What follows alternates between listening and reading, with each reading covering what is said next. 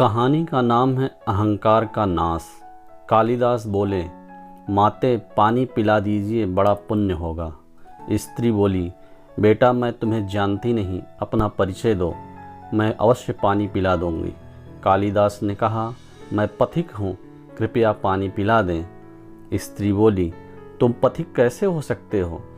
पथिक तो केवल दो ही हैं, सूर्य व चंद्रमा, जो कभी रुकते नहीं, हमेशा चलते रहते हैं। तुम इनमें से कौन हो, सत्य बताओ। कालिदास ने कहा, मैं मेहमान हूँ, कृपया पानी पिला दें। स्त्री बोली, तुम मेहमान कैसे हो सकते हो?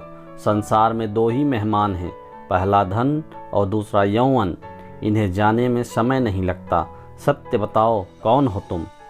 अब तक के सारे तर्क से पराजित हताश हो चुके थे। कालिदास बोले, मैं सहनशील हूँ, अब आप पानी पिला दें। स्त्री ने कहा, नहीं, सहनशील तो दो ही हैं। पहली धरती, जो पापी पुण्यात्मा सबका बोझ सहती है, उसकी छाती चीरकर बीज बो देने पर अनाज के भंडार देती है। दूसरे पेड़, जिनको पत्थर मारो फिर भी मीठे फल देते हैं। तुम सहनशील नहीं, सच बताओ तुम कौन हो? कालिदास लगभग मूर्छा की स्थिति में आ गए और तर्क वितर्क से झल्ला कर बोले। कालिदास बोले, मैं हठी हूँ। स्त्री बोली, फिर असत्य? हठी तो दो ही हैं, पहला नख और दूसरा केस, कितना भी काटो बार बार निकल आते हैं। सत्य कहें ब्राह्मण, कौन हैं आप? पूरी तरह अपमानित और पराजित हो चुके थे। कालिदास ने कहा, फिर तो मैं मूर्ख ही हूँ। स्त्री ने कहा, नहीं, तुम मूर्ख कैसे हो सकते हो? मूर्ख दो ही हैं, पहला राजा जो बिना योग्यता के भी सब पर शासन करता है, दूसरा दरबारी पंडित जो राजा को प्रसन्न करने के लिए गलत बात पर भी तर्क करके उसको सही सिद्ध करने की चेष्टा करता है। कुछ बोल न सकने की स्थिति में कालिदास वृद्धा के पैर पर गिर पड़े और पानी की याचना में गिड़गिड़ाने लगे।